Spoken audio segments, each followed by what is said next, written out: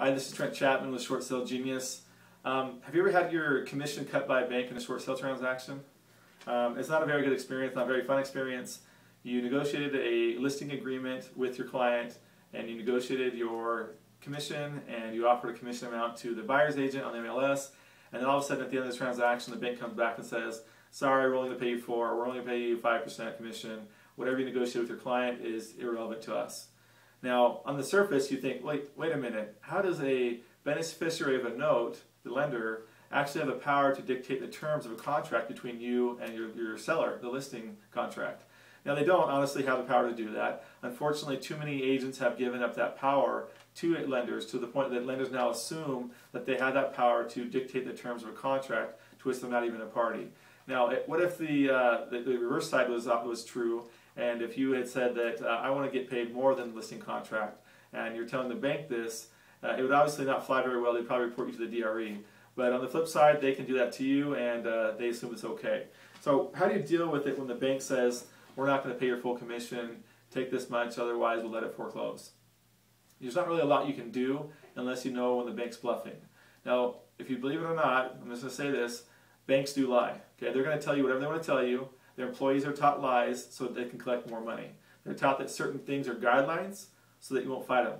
And really, they're probably not guidelines. If they are guidelines, they're fully willing to bend or adjust those guidelines in order to close the short sale because they know it'll net them more money than a foreclosure, and that whatever term that you're fighting about is irrelevant. So in the case of a commission, too many people assume that if the bank says it, it's factual, it's doctrine, you cannot change it, it's the end of the line. However, the bank doesn't have the right to dictate the terms of your contract, and I don't argue with the bank on that basis, but simply I understand that that's the fact. They're going to try and dictate the terms of my contract with the listing, with my seller.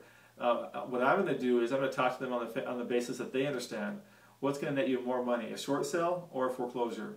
Now, this conversation may scare some of you because you're assuming that if you fight on commissions and the home forecloses, then it's your fault and therefore you caused them to foreclose. Is that true? I agree that it can be the case in some instances. However, if you're not negotiating at your commission at the very end of a transaction, waiting for them to do this, otherwise the home's going to foreclose, then you're okay for the most part. But if you're waiting till the very end and this is something that's holding up the transaction, then yes, I can say that your commission might be getting in the way of the best interest of your client. And I don't want you to do that. I want you to focus still on helping your client, but in many instances, you can still help your client and get paid your full commission if you know how to negotiate this with the bank. Now, this goes back to understanding the bank's net proceeds and what they'll give with the short sale and what they will give with the foreclosure or an REO sale. If you understand the difference about how much they're going to give with an REO versus how much they're going to give with your short sale, and you can distinguish and show them that there's a significant difference by doing a short sale, then you'll have the power to negotiate with them. If you're just guessing and assuming that you're right on your numbers, then they're probably not going to take too much into consideration what you're saying, and they're going to just say, hey, this person's just playing the game, let's push back on them. Now, unfortunately, banks nowadays are getting a lot of people coming to them and saying, hey, I want my full commission, otherwise I'm not going to do the deal. And the bank says no once, twice, 3 times, and you all back down. And so by doing this, they know that I just have to say no once or twice, and most agents will leave me alone, never come back, and never ask for more commission. Now, on the flip side, if I know exactly what the bank's on net short sale versus foreclosure, I can put a little bit more pressure on them and get this information to the right person. And if you've listened to any of my other videos, you'll know that this is really the key to short sales. Getting the right message to the person who has the power and the authority to say yes, and not just someone that's negotiating with you that has no power to change any terms. Because most negotiators at most banks can't say yes to any terms you offer them, even if they wanted to. They're limited in the power that what they can do, what they can sign off on. So in most cases, you're dealing with people who don't care and don't actually have the power to change what you're asking. So in this case, we're trying to get the bank to pay our full commission. I'm not going to talk about what full commission is for you or for me. My commission is probably different from what your commission is. But the bottom line is, I'm going to fight for my full commission because I am actually providing a great service for my client, trying to release them of all liability and trying to limit their damage to them by doing a short sale. Now, in these instances where I have time, and I'm not up against a foreclosure sale date, and by negotiating it might cause it to foreclose, if I have time, I'm going to work on this. I'm going to go back to the bank and explain, look, we have spent this much time working on the file. The brokers involved have agreed that they will not take a discount on their commission simply because the bank's dictating it. Now, in this case, we know that our short sale will net you $260,000, whereas the foreclosure will net you $220,000 based on these numbers, based on this CMA, and the fair market value being this much money. So I'm not just going to throw out random numbers. We actually have the calculations from the banks. We have from the most recent one we have is from Bank of America, but we also have a copy of these calculations from the top 5 lenders, simply because employees at the banks accidentally send us their spreadsheets when they're giving us an approval sometime, showing us how they calculate their net return short sale versus foreclosure, so we can see how much better a short sale is for the bank than a foreclosure.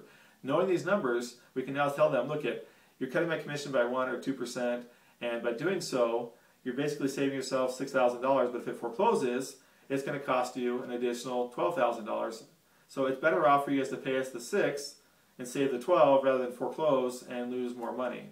And so we're going to push back on the basis that it's a higher net return even while they're paying us their full commission.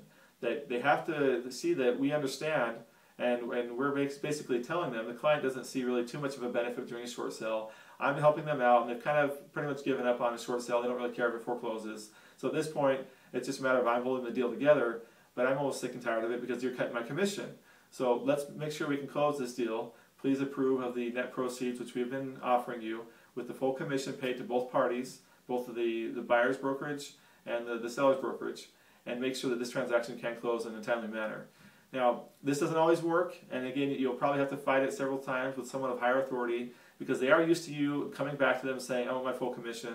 And when they say no once or twice, most people will disappear and never come back and ask for more money. But if you're consistent, you have a clear message, and get it to the right person's hands at the bank, you will get your full commission, because it is a better deal than a foreclosure. It will net them more money, and at the end of the day, all they want is really more money.